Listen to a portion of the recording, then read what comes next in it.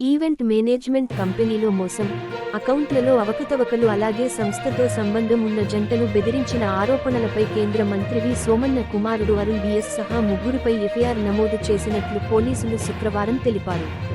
అక్కడి 37వ అదనపు chief metropolitan magistrate ఆదేశాల మేరకు ఎఫ్ఐఆర్ దాఖలు చేసినట్లు వారు తెలిపారు.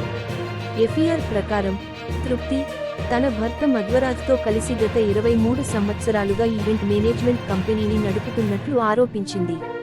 ఇక 2013లో ఒక ప్రభుత్వ కార్యక్రమాన్ని నిర్వహిస్తున్నప్పుడు వారు కేంద్ర జలశాఖ సహాయ మంత్రి కుమారుడు అరుణ్ను కలిశారు. 2017లో తమ సంస్థ అరుణ్ కూతురికి బర్త్డే పార్టీని కూడా ఏర్పాటు చేసింది.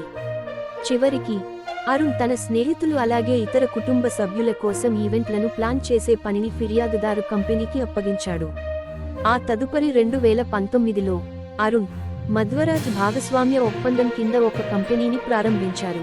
వ్యాపారంలో నష్టాలు వచ్చినప్పుడు అరుణ్ మధ్వరాజ్కు సమాచారం ఇవ్వలేదని, దీనిపై విచారించినప్పుడు అతను కంపెనీకి రాజీనామా చేయవలసి వచ్చింది.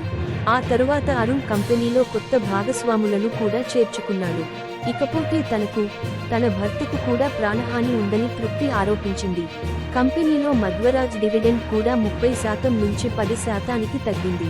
నకిలీ పత్రాలను ఉపయోగించి కంపెనీ కార్యాలయ స్థలం మరియు రిజిస్ట్రేషన్తో సహా అనేక అక్రమాలకు పాల్పడ్డారని జూన్ 12న దాఖలు చేసిన ఎఫ్ఐఆర్ పేర్కొంది. తన కుటుంబాన్ని గూండాలు వేటాడారని, తన భర్తను చీకటి గదిలో బంధించి చిత్రహింసలకు గురిచేశారని ఫిర్యాదుదారు ఆరోపించారని ఎఫ్ఐఆర్లో పేర్కొన్నారు. సంజయ్ నగర్ పోలీస్ స్టేషన్లో ఎఫ్ఐఆర్ అనేక సంబంధిత సెక్షన్ల కింద కేసులు నమోదు చేసినట్లు పోలీసులు తెలిపారు.